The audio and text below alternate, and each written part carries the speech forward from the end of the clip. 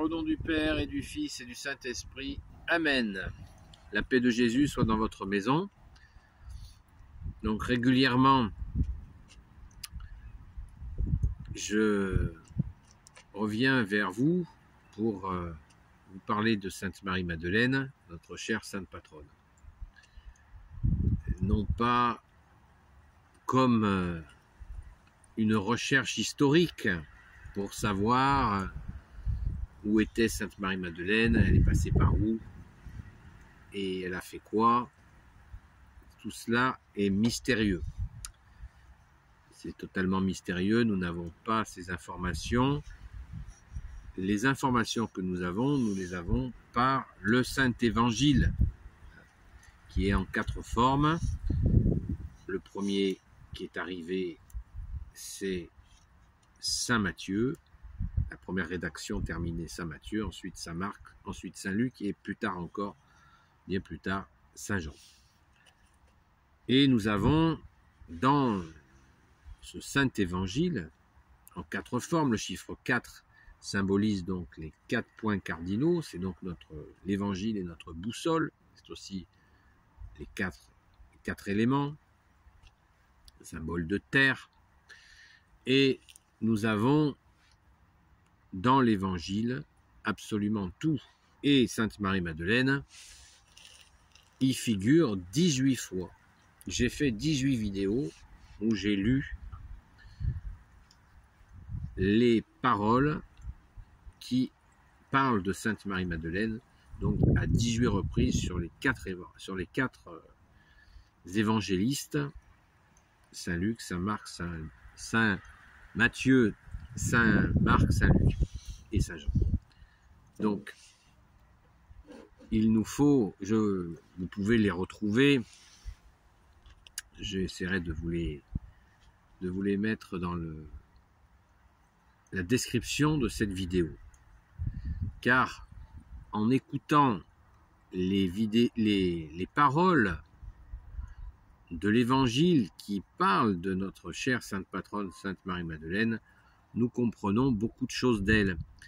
Et nous comprenons ce que Jésus, notre seul enseignant, souhaite que nous connaissions.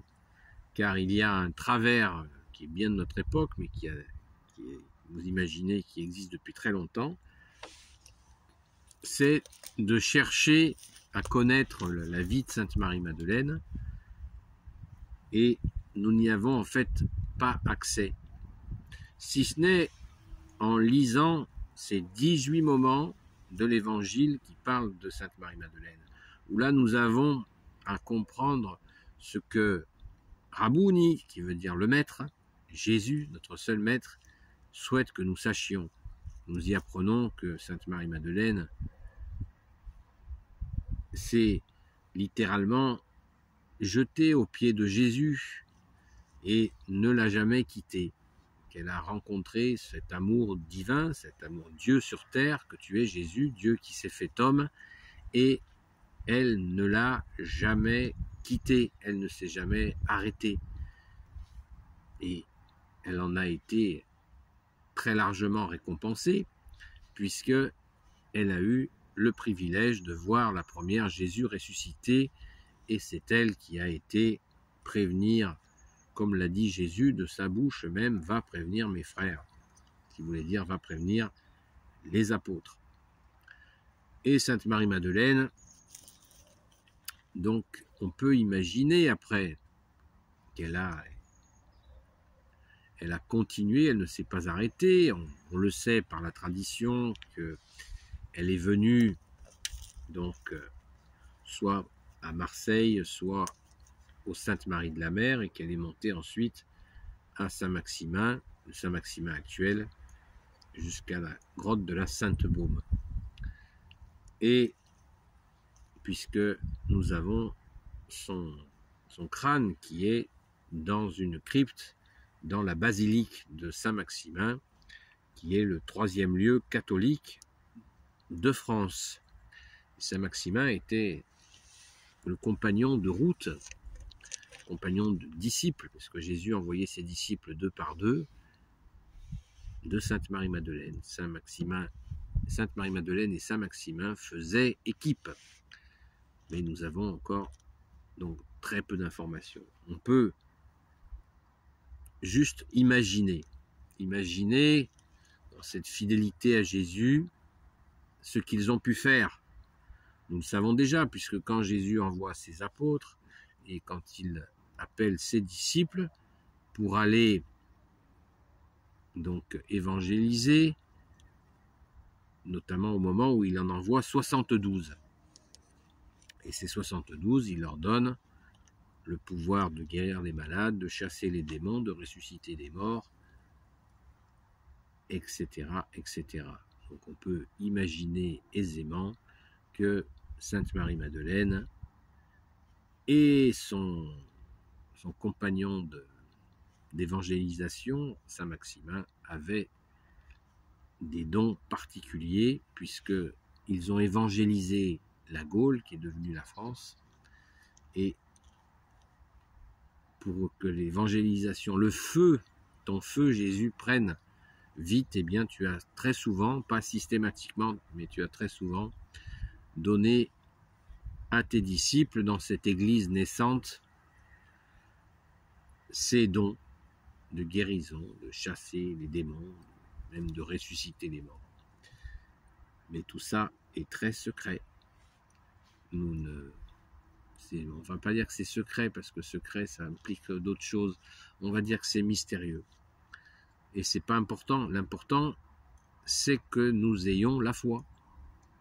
La foi, cette confiance en toi, Jésus. Ça, c'est très, très, très, très important. C'est le plus important, que nous soyons certains de ce don que tu as fait, Jésus, à tes disciples, qui veut dire disciple, veut dire celui qui apprend, à tes apôtres, pour annoncer la bonne nouvelle. L'évangile veut dire la bonne nouvelle du royaume des cieux, qui nous devient accessible par ta grâce, ô Jésus. Alléluia. Merci Jésus. Donc, je le dis et je le répète, ne cherchons pas par des chemins de traverse à découvrir des soi-disant révélations sur Sainte Marie-Madeleine. Pensez simplement que si Jésus ne nous l'a pas donné, il a de bonnes raisons de cela. Et essayer d'obtenir des informations par des moyens de, je ne sais pas quoi moi, de canalisation, d'intuition, de ceci, de ressenti, de ceci, de cela, ça ne sert à rien du tout. Sainte Marie-Madeleine fait partie de la communion des saints, donc elle est accessible au même titre que tous les saints et les saintes.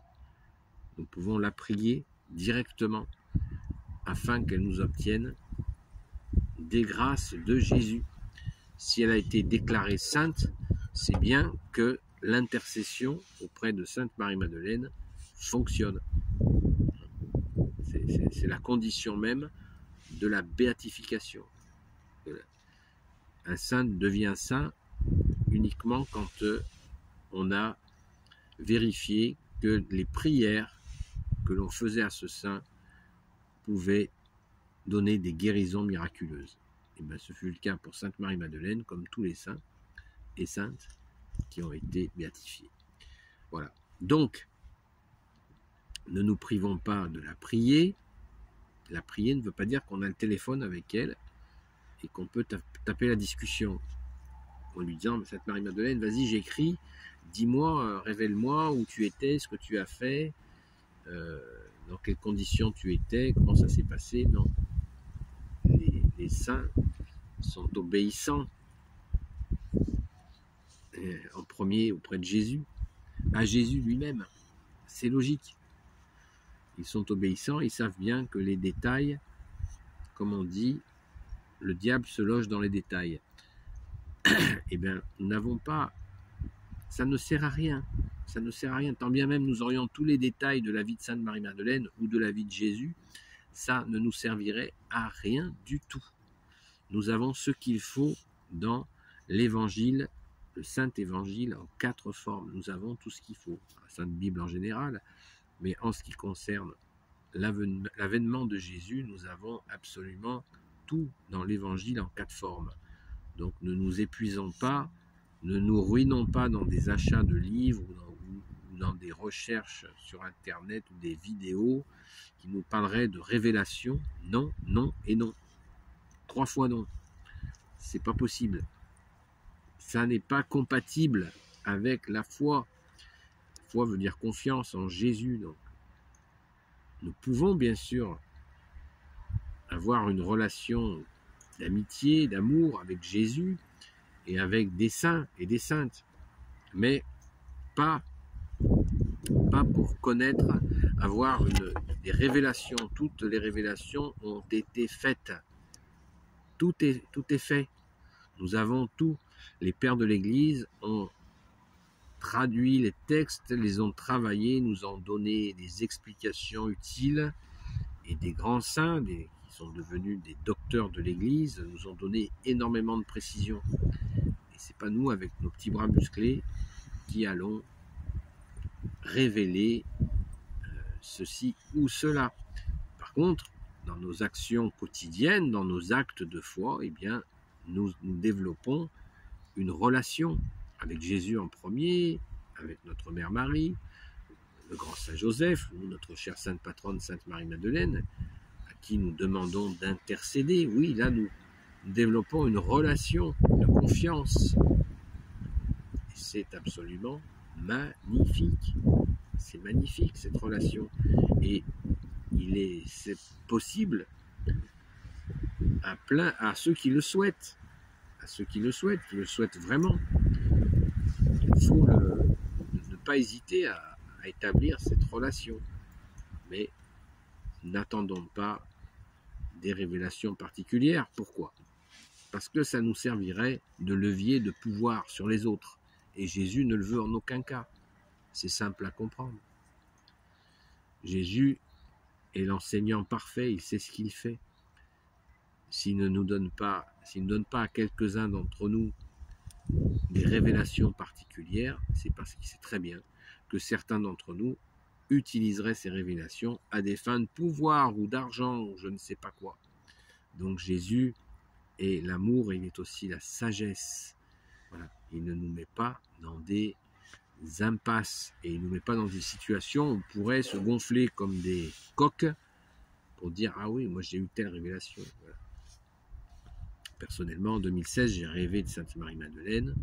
Je l'ai vue dans un rêve vraiment très, très actif, mais ça ne me donne pas d'autorité sur qui que ce soit. Voilà. Ça me donne juste une grâce que j'ai eue. Merci Jésus, merci Sainte Marie-Madeleine. Mais ça ne me donne pas d'autorité, puisque Jésus nous a expliqué que comment nous fondions notre autorité, ceux qui veulent être les premiers, eh bien, il faut qu'ils se mettent en service. Voilà.